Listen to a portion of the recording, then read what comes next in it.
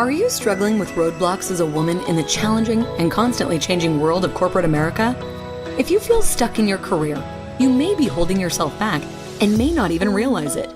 Prepare to be enlightened by the meaningful discussions here at the No Woman Left Behind podcast.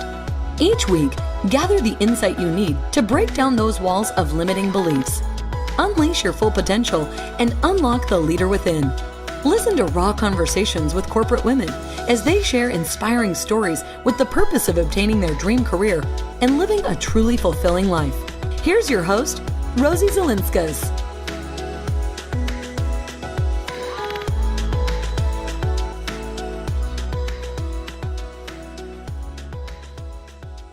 Hey everyone, welcome to the No Woman Left Behind show. I'm Rosie Zilinskas. I was so happy to talk to Kim Pipkin. She provided some great insights on being an extrovert, networking, and being a social justice advocate.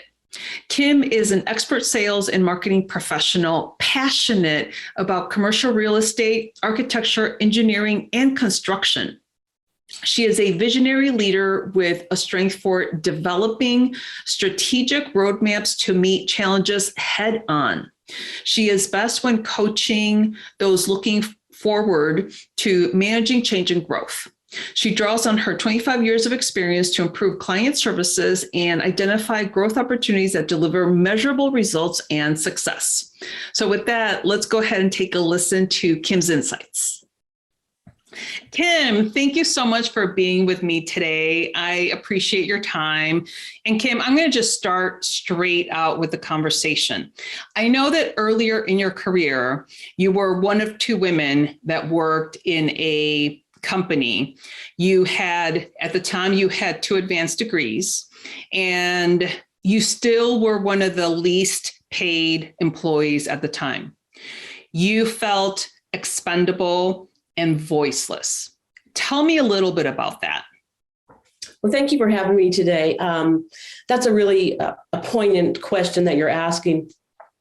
That's happened to me many times in my career, but specifically, I recall being, again, one of 2 women in a boardroom with a lot of men, and I did have more degrees than most all of them.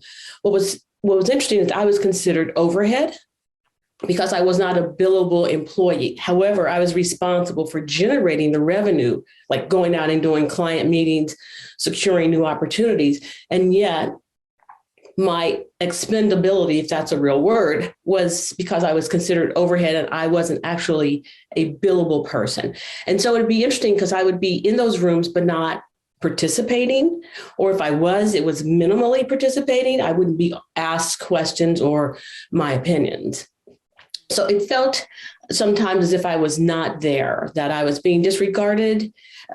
Sometimes it wasn't intentional, but it just felt as if I wasn't engaged and I could have easily left the room. Interesting. And so what did you do? Like, I know as time went on and you gained a little bit more experience, what did you do with those feelings of feeling like you weren't there? Well, I did want to add that what exacerbated those feelings of not being there and being expendable was the fact that there was nepotism in the room, which again made that feel even more scary. There was a lack of psychological safety because the owner was the husband. And so to answer your question, I mean, over time, I felt more comfortable because I actually understood the culture and the dynamic that was happening in the room. I'll give you an example. It's as if I was a Jane Goodall or Margaret Mead, an anthropologist who was watching the activity to be able to understand what was really happening. And then I was able to speak and feel more confident. It was hard at first because I thought there's something going on here and I'm not a part of it. And yet by being able to be a little bit not engaged, I was able to understand what was happening and could contribute. But for the most part, I took away a lot of tools. I was able to stabilize my emotional self. And I think I was able to use those skills later, not necessarily in that particular work situation, but later I was able to leverage what I learned. And so the point of me asking you that is because we're talking about women in corporate, right? And so a lot of women don't necessarily use their voice, but it's important to know that even if you feel that you're not there, your experience is going to help you be able to kind of mesh and incorporate yourself into the culture so that you can start feeling like you're more important and people start noticing you and all that good stuff. So along those lines, I know that you believe it's really important to establish a network. So when you feel alone, it's important to establish a network. What does a network look like? What is a network in your opinion? And what can women do in their careers with a network? Well, I happen to love people. And I think that that's a big part of networking is actually enjoying engaging with humans and at all levels in all places in life. And that it's not always about a career that the network is. I'll go back to when I was in graduate architecture school. I used to teach group fitness. And I remember that, when I was in this sort of teaching role, that those people were my students. And so that was the beginning of networking for me. It didn't feel as if I was being a career networker, but I was able to use those skills from group fitness and teaching and coaching. So when I got to a professional role, I was very comfortable, one, being in front of people, right? Big crowds, engaging, focusing on people's different ways of connecting with me, because everybody has a way they need to be connected to. So, for example, there's the kinesthetic people, there's the audio people, and there's the visual people. And so if you're able to sort of understand how to relate to them, then you're able to, I'm going to call it, really hone in and sort of focus in on how you can make those connections. I just happen to be probably an extrovert, which gives me, I'm not going to say it's a competitive advantage, but it makes it more comfortable for me to network. But to answer your question more clearly, I think of networking as a community of people who most often are aligned with the same goal that you have. You don't really network with people who you don't have any interest in, or they're not in the same road or path or journey as you. Yeah, I love that. And the reason why I was bringing that up is because if you're one of few, whoever you are in the corporation, having that safety net of the people around you that make you feel like you're welcome, like you belong, that's your network, right? And like you said, it's not necessarily 100% just within the company. Some of that networking can actually translate into personal friendships and things like that. So, but I think the bottom line here is that when you go out and seek those people that have your goals and are like-minded to you, that's when you actually start networking. And like you said, for those extroverts, it's really easy to create a network, a little bit different than for those people that are introverts. So I love your question there. Yeah, I want to add something though, and I don't mean to cut you off, but I also think back to, I went to an all-girls high school. And by going, I really attribute a lot of my confidence and ability to move in spaces that maybe most people don't get to be in, is the fact that I went to an all-girls high school and there were no limits. Nobody said that I couldn't be a part of something. I didn't have to compete with men to take up space. So it was very easy for me to say, well, why can't I be here? Why can't I be in the room with, powerful people, or powerful men and women? So I would say that was a real core part of my ability to network. Oh, I love that. Yeah. So because when you're in an all-girls school, there are no boys. So you don't have any boys intimidating you or, acting out or whatever, being more vocal. So you're absolutely right. I love that. That's great. Okay. So I know that you grew up, and obviously we all have adversaries, but you said something about your adversaries that they would shape your character. And so obviously we talk about role models, role models shape your character, but you brought out something specific about adversaries and how they shape your character. So can you tell me a little bit about that? I use adversary not to mean that they were, villainous types and, mean or evil and, deliberately trying to, up in me. But that when we think of mentors or sponsors, we most often think of them as being warm and fuzzy and very caring for you. And I realized that those people in my life were relatively easy to obtain, relatively easy for me to be in the room with. But when I figured out what an adversary was, or what somebody who had an opposing point of view, how they shaped my character, was more about somebody who had an opposing view, somebody who pushed me beyond my comfort level, somebody who demanded that I do things that I wasn't prepared for or that I didn't think I was prepared for, right? So I'll give you an example. I think I may have mentioned when you have a negative motivation, like say people who might say, it's not possible for you to do that. And their intention is to sort of boost you up and push you. Like, we know you really can, but we need to give you no. Then there's also people who say, there's no way you can do that. And they really mean it. They're the naysayers in the room, and they don't offer opportunities, and they dismiss you. Those kind of people I also consider adversaries. And then I'm totally motivated to do the thing that they say I cannot do. Oh my gosh, that's so good, because when someone challenges you and says, no, you can't do that. Parents use that all the time, with their kids. Oh, you can't clean your room in 5 minutes. So. Yes, that's exactly right. That's what I mean. And so I think, no, I don't think, but I would say in my career, the adversaries have been men, but I don't think that they were intentionally doing it to me. I think they would have been doing it across the board to any people. I like that. And so by them saying, no, you can't do that, then that actually motivated you, similar to what other people that said, well, no, I don't think you can do that, but more like challenging you to think outside of the box.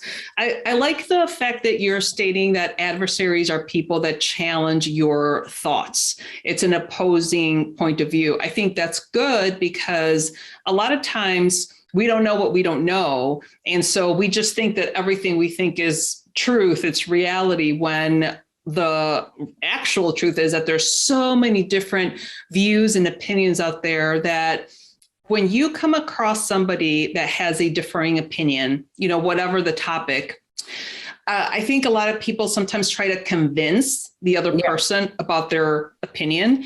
And I believe that I am not going to convince anybody about anything when it comes to their beliefs and their opinions. I can relate to them and I can agree to disagree, but I don't think I'm going to be powerful enough to change someone's opinion, so I feel that there's value in listening to other people's opinions, especially when it's an opposing point of view, because you learn, and you may even learn about something that you don't want anything to do with, so it's just different ways of looking at the world. I wanted to also add something that I didn't say previously, which is I'm a female and I'm a Black female. And so sometimes I think that the adversaries were looking at me from a biased lens, right? In other words, there's no way you could be the president of the United States because you're a Black female. Now, they don't say that out loud, but it's the way they're thinking, which is, well, that's not possible because we don't have any evidence that it is possible. Right. Yeah, I totally get it. And so I am 100% Mexican. I know I don't look it, but in my childhood, especially like in high school specifically, I moved from Mexico City to Texas. And in Texas, there's a lot of people that speak Spanish, but I look Mexican, or I look white. So there would be some kids that would literally be talking about me in front of me in Spanish. And then when I answered them in Spanish and they realized that I was Mexican, they're like, oh my gosh, I'm so sorry. We thought you were, a gringa, which is what they call white people in Sure. Texas.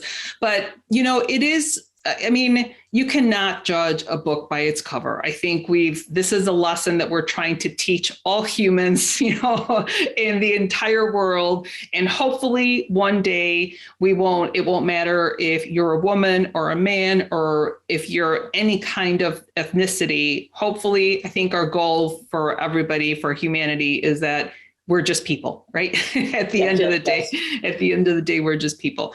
Okay. So along those lines, I know that you do a lot of diversity, equity, and inclusion advocacy. You're a spokeswoman. Tell me a little bit about the work that you're doing and how are you contributing and why? So, we know that right now DEI is a buzzword.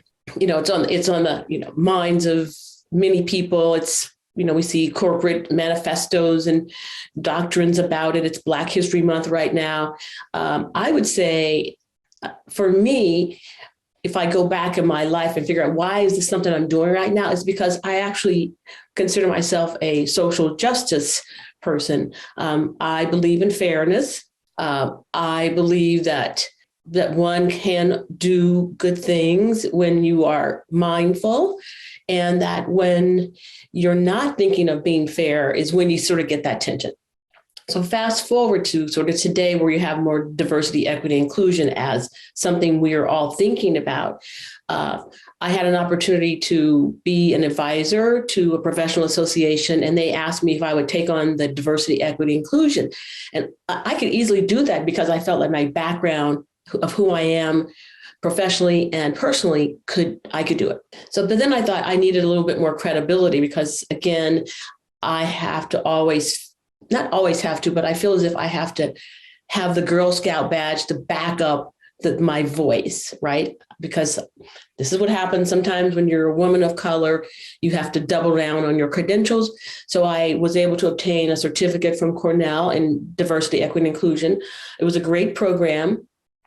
I am not an HR professional, so I'm not going to say that that's my space, but it allowed me to speak with some degree of authority because I had enough education to back up my opinion. So I wasn't just out there ranting and spouting or talking about things about DEI. Because of that role I did for the professional association, I was then able to sort of leapfrog into other opportunities. Mostly I moderate panels and I engage in conversations with other luminaries who are involved or engaged in DEI efforts. I also like to speak to people who want to talk about the topic. It doesn't have to be that they're DEI experts. It's that we want to have voice and we want to amplify the opportunities and bring or shed light on what it feels like to be in workspaces where maybe you're not included, where there's lack of diversity. So I'm pretty much being in those spaces so that I can be the conduit, I should say. Got it, the conduit. Okay, and so how does that translate? I know that you have a passion for helping young people. And so tell me a little bit how your advocacy work with DEI is, or maybe it isn't, I don't know if it's separate, but how do those two fit in? Okay, so I'm going to go back in my past. I went to the all-girls school, and I remember going to the college counselor and telling that person, it was a nun, that I wanted to go to school. I was shooting for the stars, and pretty much she was telling me to tone it down. And I really felt that was in part because I was a Black girl. And the moment I realized that she was not buying my dreams, or she was going to, tamp them down or discourage me, I realized that she was not supporting me. And I just thought to myself, how many people do I know who were young, who do not get the right support? And I could tell you many stories, especially from, Black people who have had the same experiences. So fast forward to today, I decided that I really needed to be, again, an advocate for that group of people.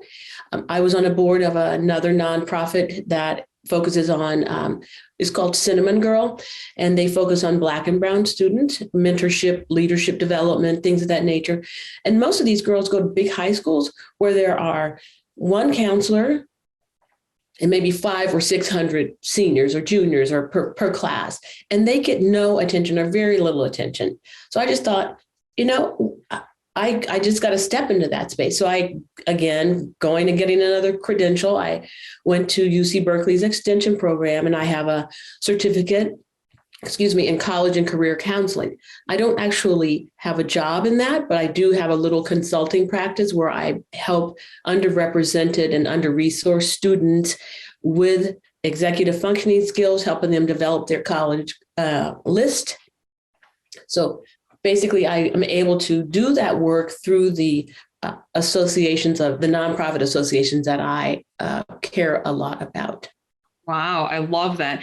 And so I know I probably have listeners out there that would like to do that kind of group. What do you suggest would be a good way for people that are now wanting to get back in their careers? So then that's kind of how I started, in this work too, because I find myself later in my career. I'm 52 years old, and a few years, ago, I started thinking about, okay, like my kids are out of the house, like what can I do? How can I contribute? And I figured, okay, what are my skills? And my skills are an executive, and so I've had a lot of corporate experience. So how can I teach other women specifically to do this? So again, to my question, if there was someone out there that wanted to give back specifically to minorities, Black young women or men, what do you suggest would be a good way for them to get involved?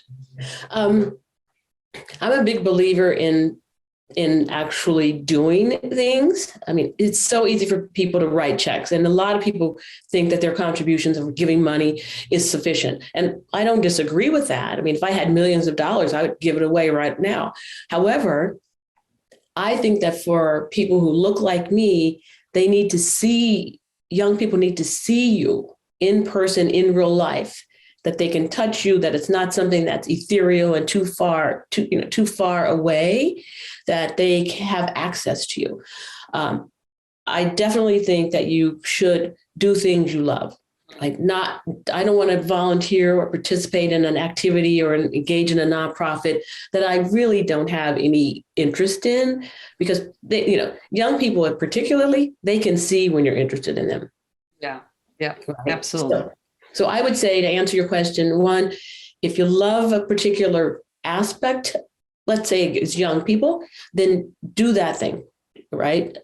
But still write the checks. Right. Yeah. And also be an advocate for bringing in people who maybe don't know about an organization. They don't know how to do the thing. So, for example, maybe you like young people, but you don't know where they are or how to reach out to them. But I know that you are capable of that, and I know you have expressed interest. Then I bring you in, and however it works for you, whether it's a small amount, like maybe you just do one thing or maybe you do two things. But essentially, I think for that audience, them being in the room with you is the one thing that adds the most value. I totally agree. Do you have any experience with high school young people? Like, what are some of their challenges well, I guess you already talked about this a little bit, but what are some other challenges about going to college or learning about different jobs that they would want to do in the future? Can you talk a little bit about that? Yes. So this past summer, I spent 5 weeks volunteering on another high school campus, working specifically with high school students who were rising 12th graders. And one of the things that I figured out in the 5 weeks is that they lacked executive functioning skills. Somehow or another, those things are not taught. And what I mean by executive functioning, which is they're not temporally organized. They don't keep themselves sort of engaged in activities that generate, create, or build confidence in their ability to keep themselves on track. So I'll give you an example. A couple of the young people don't know how to go to the registrar to sort of say, do I have enough credits to graduate? And young people can tend to be on their TikToks or their Snapchats, and they use acronyms, and they're not talking to people. They're taking shortcuts because they think that that's the quicker way. But in fact, learning how to communicate, engage with people who might be influential or authority or powerful people, they don't have those skills. And then when it comes time to ask for your transcript or get a thing done, they don't even know how to talk to people about what it is or ask the questions. So I would say the executive functioning skills are really a key to being able to create a college list, know what you want to do, or maybe you don't know what you want to do, but at least you know how to ask for help.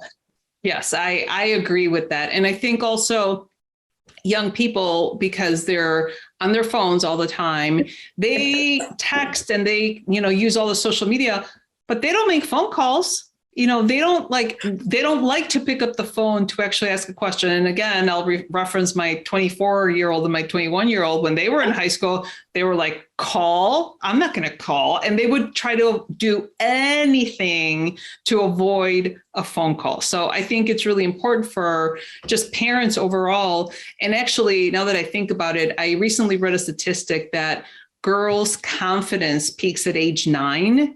And so I think it's really important for parents to be able to allow their young people to figure things out without necessarily doing it for them, so that they can start problem solving. And I think when you start problem solving a little bit early on in like grade school, when it comes to high school, you are a little bit more proactive. And then, that executive functioning that you're talking about is not as difficult. So I totally agree with that. And so I know that you also have said that people have to be purposeful and intentional in their careers.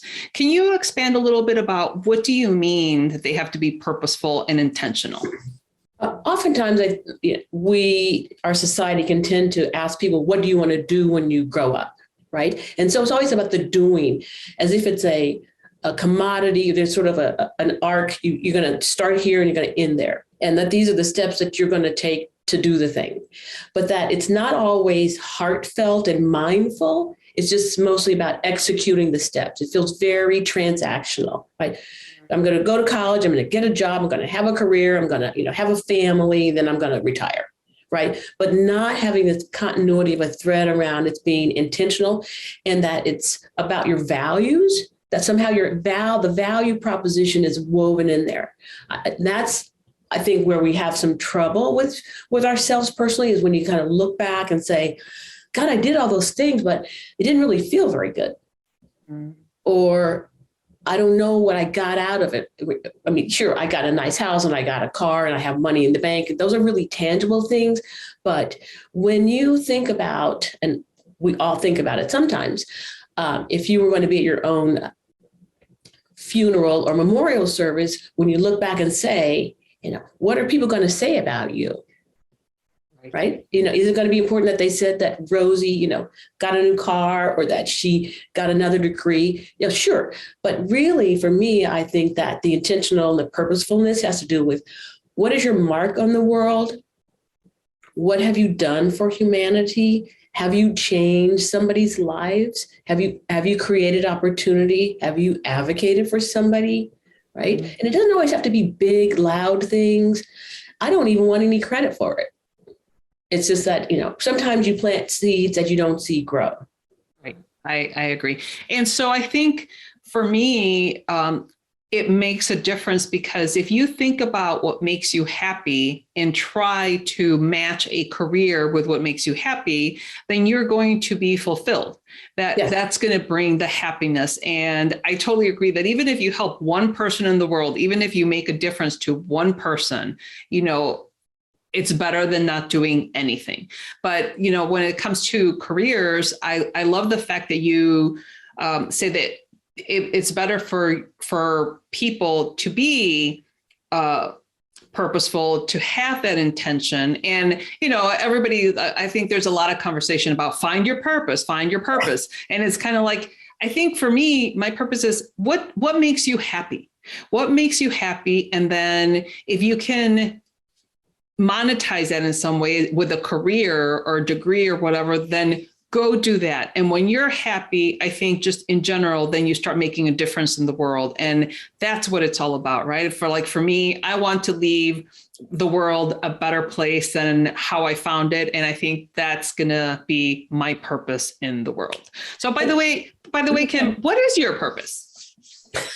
Well, I was going to tell you something as an add-on to the last part, which is, okay.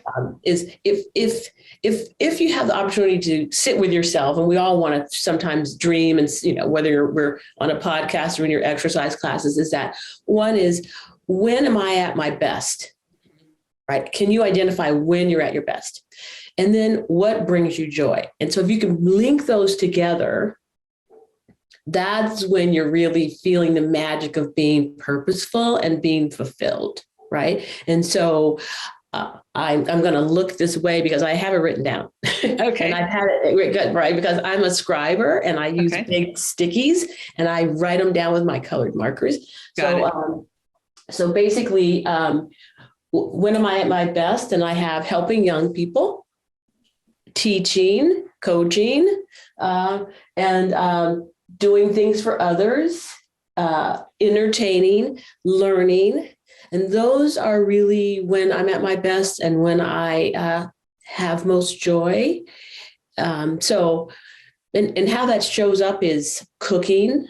I do a lot of cooking and I give my food away. I especially I've done that during COVID. So I would say to you that I am a teacher. Got it. Okay. I love that. Great. Well, okay. So I think one of the other things that I wanted to talk to you about, we had also touched base on the Great Resignation. Obviously, a lot of women are leaving the workplace. And I actually I recently read a statistic that the gains that we had done over the last decade eroded with COVID because so many women had to leave the workplace to stay home and take care of their family.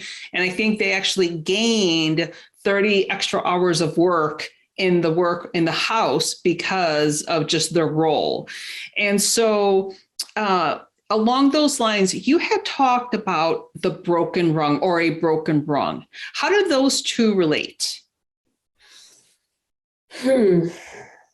Well, I'm a visual person, and for people who understand, like what the broken rung means, and maybe some people don't, you can imagine a ladder and that, you make it up a couple of steps on the ladder but one of the rungs is broken. And so it doesn't allow you to keep advancing.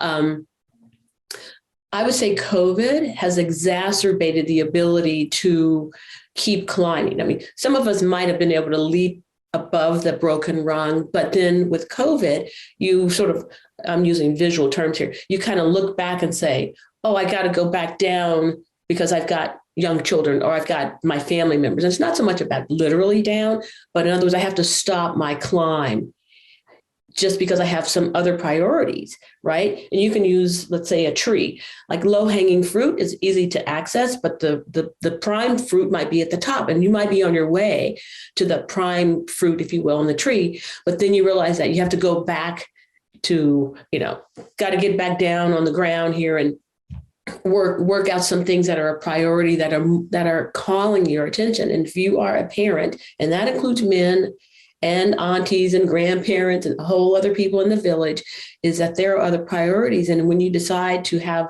a child or you decide to be a caretaker for somebody, it is not oftentimes about what you want to do. It is about what's being demanded of you.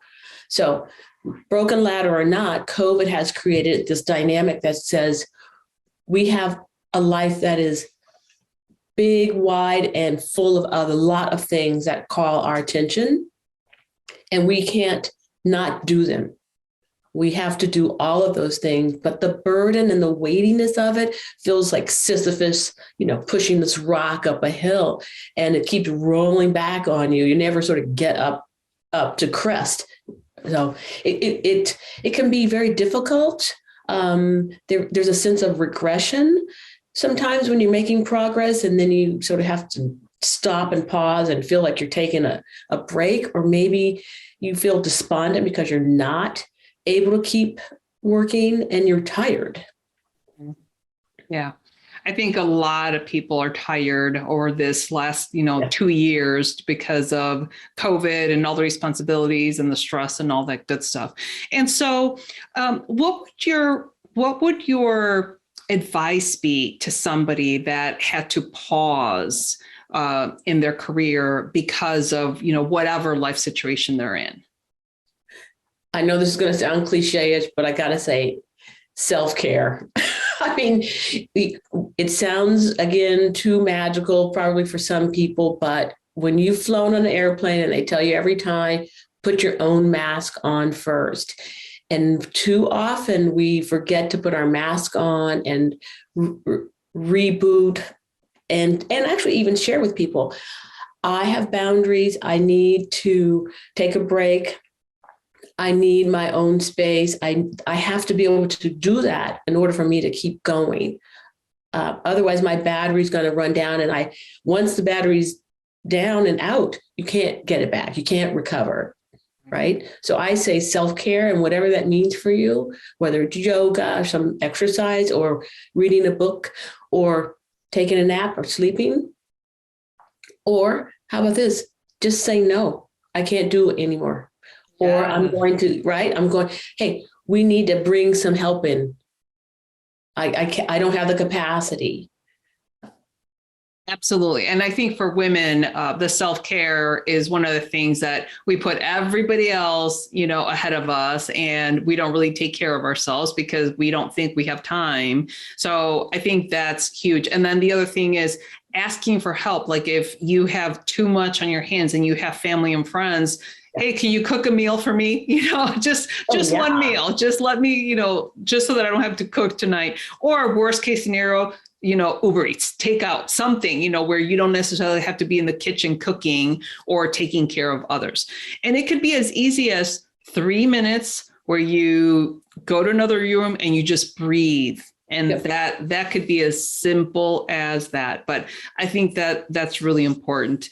And hopefully, as far as the career, once you're, done taking that pause, you can get back into it with renewed energy. You had a mental break from work, and now you can get back into the workforce or continue to focus on your career. And then hopefully you have that second breath of fresh air and you can continue working that way. So, okay, well, Kim, this has been like a phenomenal conversation. Do you have any final thoughts? And I do have one last thing to ask you about your 2 tips. But before we do that, do you have any final thoughts or any other comments that you'd like to share? Yes. You don't always have to listen to what the committee is saying. And what I mean by the committee is the chatter. Mm-hmm.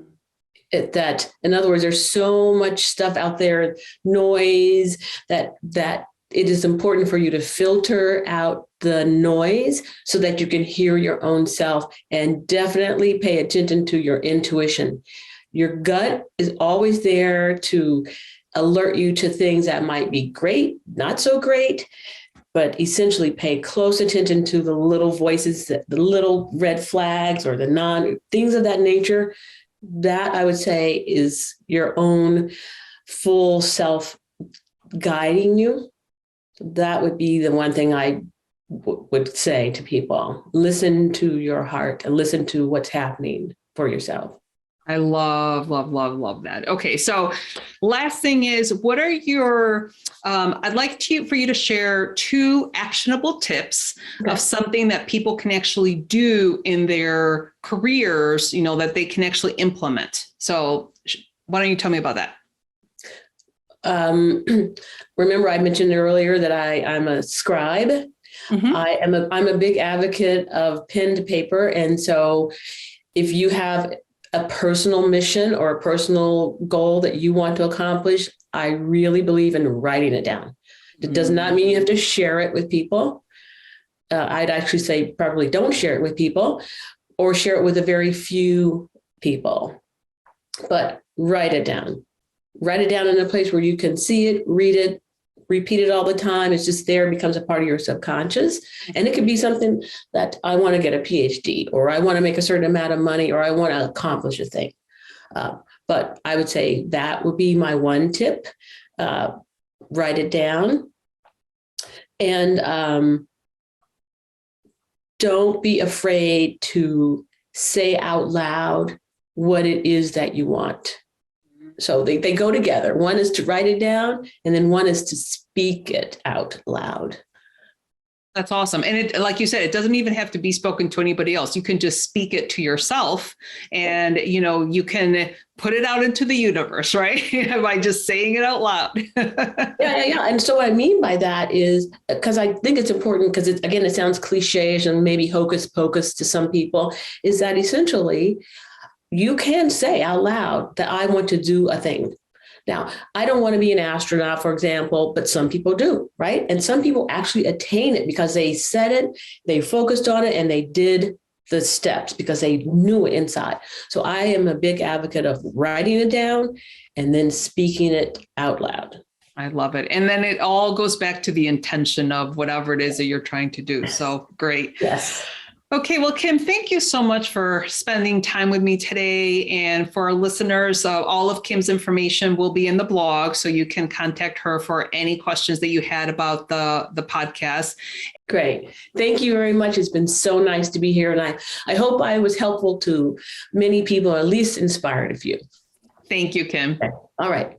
I am so grateful that I was able to spend time with Kim and we talked about some really powerful topics. Just to recap Kim's 2 tips. Tip number 1 is that if you have a personal mission or goal that you want to accomplish, write it down. And it's best if you see it and you read it on a daily basis. Tip number 2 kind of goes along with tip number 1.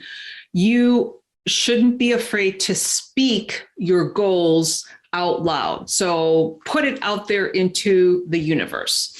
If you have any suggestions on any career development topics that you want to hear or learn from, please send me an email or send me a DM on social media. My contact information, as well as Kim's contact information, will be on my blog on the No Woman Left Behind website. So with that, remember to be brave, be bold, and take action. Until next time. Thank you for listening to this episode. Let these stories of self-encouragement and professional development serve as a guide in navigating through corporate America in the most practical and fulfilling way possible. Do not forget to subscribe to the show at nowomanleftbehind.com for more content like this. Leave a rating and share it with your friends, because we want to make sure that no woman is left behind. Until I see you next time, remember to be brave, be bold, and take action.